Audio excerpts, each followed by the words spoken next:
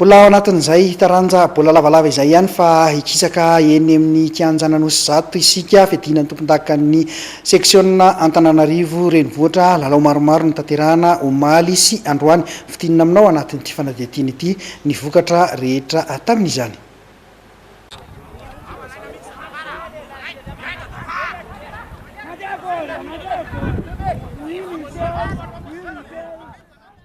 Mitohy ihany ny fiadinan'ny tompondakan'ny seksiona Antananarivo renivohitra ety amin'ny kianjana nosy zato izay efa zatra ity kianja ity na ireo mpilalao na ireo mpijery ny taranja baolina lavalava.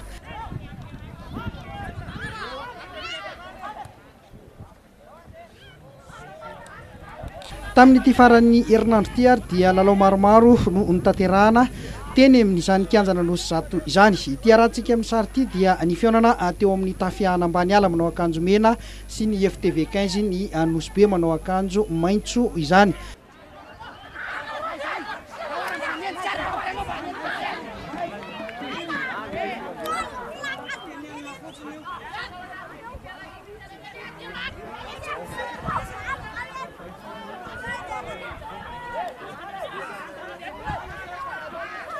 Iry zareo avy eo amin'ny tafia avy eny ambany ala no nivoaka nandresy tamin'ity androany ity.